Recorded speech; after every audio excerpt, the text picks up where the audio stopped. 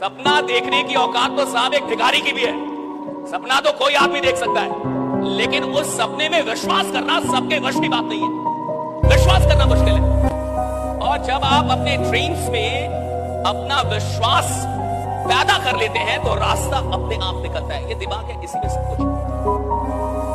Gravity कहां से आई? दिमाग से। बल्ब कहां से बना? दिमाग से। जहाज बाहर था या यहां था? यहां था। हर वो चीज जिसने इस दुनिया को खूबसूरत बनाया, हर वो चीज जिसने इंसानी जिंदगी को आसान बनाया, वो था कहां पे? दिमाग में था किसी ना किसी। हर वो चीज जो आप चाहते हो आपके दिमाग में, लेकिन वो दिमाग आपको रास्ता तब देगा, वो काम तब करेगा जब आप उसमें विश्वास करेंगे। आपको पता है क्या नहीं पता है?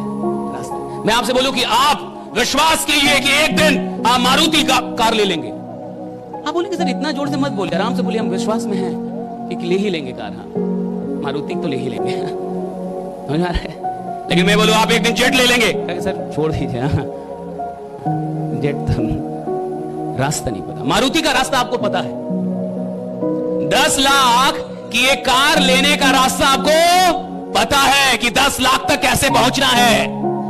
और जिसका रास्ता पता होता है उसमें विश्वास जल्दी होता है, और जिसका रास्ता नहीं पता होता उसमें विश्वास नहीं होता। सुनिए, अगर आप साधारण इंसान है तो पहले रास्ता पता करेंगे, बाद में विश्वास करेंगे। लेकिन अगर आप बहुत साधारण इंसान है तो पहले विश्वास करेंगे, साला रास्ता बाद में बनाएंगे कि मैं बना लूंगा। मैं बना लूंगा। जिस इंसान के पास एक नौकरी ना हो, जो इंसान बेरोजगार हो, उसके लिए तो 50,000 रुपए महीने कमाना भी सफलता ही है साहब। अगर वो 50,000 रुपए कमाने लगा, सफल हो गया साहब। हिंदुस्तान में अगर कोई आदमी जिसके पास कोई काम नहीं था और आपने उसको एक काम दे दिया, उस काम से उसको 1 लाख रुपया, भाई वो सफल है। सवाल इसका है नहीं कि आप सफल होंगे कि नहीं होंगे, सवाल इसका है कि मैं सफल कितना होऊंगा, मेरी सफलता का लेवल क्या होगा। भैया 1 लाख रुपए कमाना सफलता है, लेकिन अगर मुझे लगता है मैं 1 लाख को डिजर्व करता हूं तो मैं 10 लाख के लिए काम ही नहीं करूंगा साहब।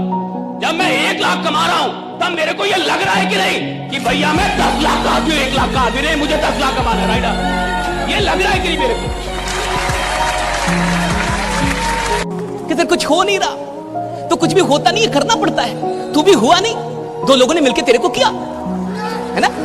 तो इधर तू आया है और खरीद थोड़ी हुआ है, तू औतार थोड़ी लिया तूने।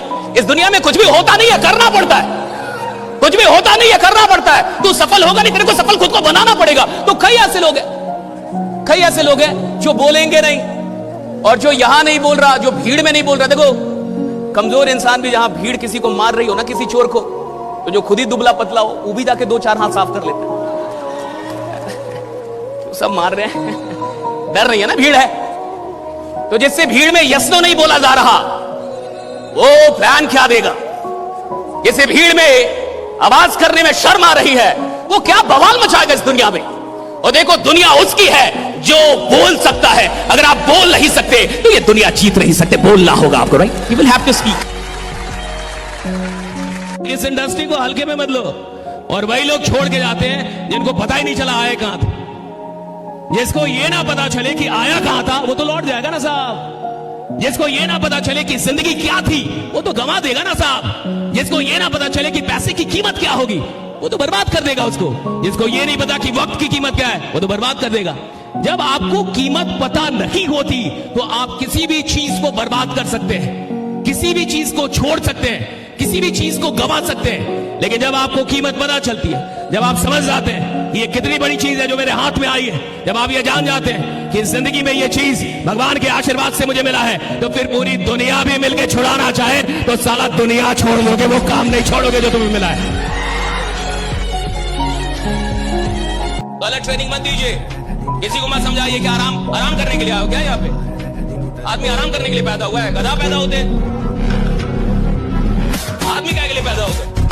आदमी पैदा हुआ कर्म करने के लिए, काम करने के लिए, अंतिम सांस तक। ये तो ईश्वर से मनाइए कि भगवान मुझे ऐसा रखो कि अंतिम सांस तक काम करता रहूं, अंतिम सांस तक काम करता रहूं, लास्ट ब्रेथ। मौत हो तो काम करते हुए मौत। मैं तो यही चाहता हूं कि जैसे APJ अब्दुल कलाम को ईश्वर ने मौत दी, वैसी मौत सबको।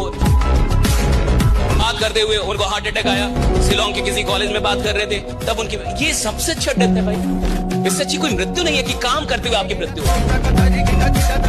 द बेस्ट डेथ वो कौन सा डेथ है जिसमें हॉस्पिटल में पड़े 4 महीने से पड़े हुए हैं, सांस ऊपर नीचे जा रही है, तो कोई डेथ है भाई? अरे डेथ तो ये होना चाहिए कि भगवान ऐसा करो काम करते हुए मार दो मेरे को, काम करते हुए मर जाऊं, राइट, काम करते हुए मारो। वैसे जिस आदमी को काम से प्रेम होगा उसको रिजल्ट अपने आप भी मिलता है। इसलिए ये गीता का जो कथन है कि कर्म करो फल की चिंता ना करो, ये गलत नहीं है, क्योंकि फल की चिंता से आदमी का दिमाग डिस्टर्ब होता है और एक डिस्टर्ब माइंड अच्छे एक्शन नहीं लेगा, अच्छे डिसीजन नहीं ले पाएगा। भगवान कृष्ण ने ऐसे नहीं बोला कि कर्म किए जा फल की चिंता ना कर। इसका सिंपल मतलब है कि जब मैं फल की चिंता करूंगा तो मेरा माइंड जो है वो अशांत हो जाएगा और एक अशांत मन अच्छे निर्णय नहीं ले पाएगा, और जब तक अच्छे निर्णय नहीं लेऊंगा तब तक अच्छे परिणाम लेके नहीं आ सकता। इसलिए भगवान कहते हैं कि कर्म किए जा, कर्म से मोहब्बत कर ले, फल की चिंता ना कर, फल मैं दे ही दूंगा, क्योंकि ये सृष्टि का सिद्धांत है कि अगर कोई प्रोसेस होगा उसका रिजल्ट आएगा ही, अगर प्रक्रिया हो रही है परिणाम आएगा ही आएगा। अगर हमने बीज लगाया है, बढ़िया से सींचा है, फल आएगा ही आएगा। मैं आपसे अनुरोध करूंगा प्रोसेस लवर बनिए, बहुत मजा है इसमें, जिंदगी का आनंद है प्रोसेस लवर बनने में। अगर आप काम से मोहब्बत कर गए तो सुनिए परिणाम आपसे मोहब्बत करेगी, अगर आप प्रोसेस से मोहब्बत कर गए रिजल्ट आपसे मोहब्बत करेगा साहब।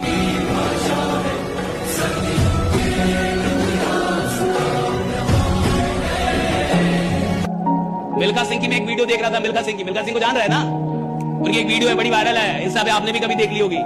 मिल्खा सिंह बोलते हैं कि मैं चक्कर लगाता था, दौड़ता था, चक्कर लगाता था, तो जब चक्कर लगाते मुंह से मेरे खून निकलने लगता था, तो जब मेरे मुंह से खून निकलता था तो मेरा कोच कहता था एक चक्कर और, तो मिल्खा बोलते हैं कि मैं बोलता था मैं मर जाऊंगा, तो कहते मेरा कोच बोलता था तू मर जा लेकिन एक चक्कर और, अरे तू मर जा। चाहिए जितना सुनने में आसान है उतना एहसास करने में बड़ा मुश्किल। आपके मुंह से खून निकल रहा है, आप बोल रहे मैं मर जाऊंगा, कोच बोल रहा है तू मर जा, कोच कह रहा है तू मर जा लेकिन एक चक्कर, आपको लगेगा कोच बहुत खराब आदमी है, साला इतना बकवास आदमी है, कह रहा मर जा। तो कोच जानता है कि इसने जितने चक्कर मारे हैं ना इससे ये वर्ल्ड चैंपियन नहीं बनेगा, लेकिन ये जो आखिरी चक्कर मारेगा ना ये इसको वर्ल्ड चैंपियन बनाएगा। ये जो आखिरी चक्कर, राइट, द लास्ट राउंड, वो कोच जानता है, खिलाड़ी नहीं जानता, वो कोच जानता है तू मर जा, तेरे को मरना है मर, लेकिन एक चक्कर और, तो मिल्खा सिंह पैदा हो गया। जो आपको भटका रहा है ना वो खुद भटका हुआ है। सुनिए, जो खुद भटका होता है वो चाहता ही नहीं कि कोई सही रास्ते पे आए। 5 लोग हैं, 5 का ग्रुप है, और अगर उसमें 3 लोग गलत काम करते हैं तो उन 3 लोगों का एक ही जीवन का उद्देश्य होता है, इन 2 से भी ये गलत काम करवाना ताकि लफड़ा समाप्त हो। दिक्कत इसका थोड़ी है साहब कि मैं खराब हूं, दिक्कत इसका है कि मेरे साथ एक और आदमी है जो खराब नहीं हो रहा है, नहीं हो रहा है। समझो भाई, समझो, तुम समझ ही नहीं रहे, जीवन क्या है तुमको अभी तक पता नहीं चला। जीवन का दर्शन दो हमसे, और वो पढ़ाएगा आपको, और वो सबसे बड़ा गुरु है। कोई ट्रेनर वहां काम नहीं आता है, वो ऐसी ट्रेनिंग देगा 5 मिनट में कि आप सारा एथिक्स वैल्यू सब माँ बाप का पढ़ाया लिखाया घंटा फाड़ में जाए। ये होता है गुरु, ऐसा होना चाहिए, राइट, जो जीवन को जीना सिखाए। ये लोग तो मार रहे हैं।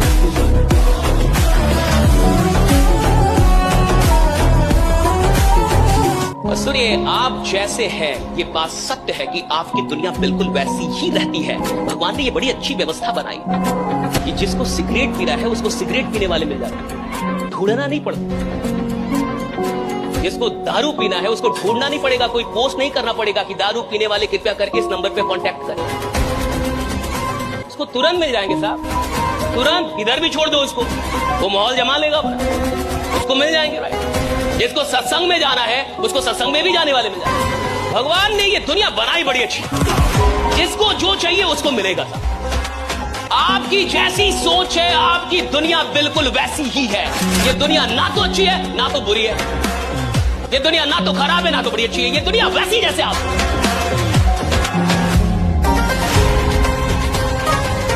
आप देखेंगे कि इंसान कभी भी भीड़ में नहीं हारेगा। कभी भीड़ है, भीड़ में तो आप देखिएगा कि एक कमजोर इंसान भी बड़ा मजबूत हो जाता है। अगर 100 लोग मिलकर किसी को मार रहे हो तो एक दुबला पतला भी इंसान हकेगा, हाँ थोड़ा साफ कर ले, ठीक है मैं भी थोड़ा दे दूंगा। मान लो किसी को मार रहा है कोई चोर है, अभी दुबला पतला इंसान भी क्यों ना हो, जब बहुत सारे लोग मार रहे हैं वो भी 2-4 हाथ मार लेगा उस पर। और इंसान कभी भी भीड़ में हारता ही नहीं है। इंसान हारेगा एकांत में, अकेले में। भीड़ में कभी नहीं हारेगा, एकांत में हारेगा। आप अकेले में अपने आप से क्या बातें कहते हैं, आप एकांत में खुद के बारे में क्या सोचते हैं, आप एकांत में अपने बारे में क्या कह रहे हैं, आप एकांत में अपने आप को कैसे देखते हैं, इससे यह तय होगा कि दुनिया के सामने आपका चेहरा किस प्रकार का आने वाला है, कि एकांत में आप क्या बोल रहे हैं खुद से। निर्माण एकांत में होगा, स्वयं का निर्माण जो होगा वो एकांत में होगा। और बहुत सारे लोग एकांत में गलत बातें करते हैं अपने आप से। बिजनेस का पैसों से कोई लेना देना नहीं। आज भारत के हर परिवार में 50,000 से अधिक के तो मोबाइल यूज हो रहे हैं। सही है गलत? सही है गलत? लेकिन उसी परिवार के किसी इंसान को बोलिए 10,000 बिजनेस में लगा, गारंटी क्या है? तू साला जिएगा अगले 4-5 दिन, इसका गारंटी लेके आया है? गारंटी। आदमी खतरनाक चीज है साहब। और आदमी जब तक अपने आप को ना समझ पाए ना, ये इंस्ट्रूमेंट है। लोग एप्पल खरीद लेते हैं और 4 साल एप्पल चलाने वाले को भी नहीं पता होता कि एप्पल में क्या क्या है, होता है कि नहीं? बहुत सारे आपके पास ऐसे इंस्ट्रूमेंट होंगे जिसका आपको पता ही नहीं कि इसमें और क्या क्या है। और खुदा ने सबसे बड़ी इंस्ट्रूमेंट ये दी है, इसको समझने में पूरा जीवन निकल जाता है, पता ही नहीं चलता क्या क्या जादू और बाकी थे इसमें, जो आपने इस्तेमाल ही नहीं किया। क्या क्या फीचर और बाकी था, कितने फीचर थे जिसका आप इस्तेमाल नहीं कर पाए। मुर्दा कौन है साहब?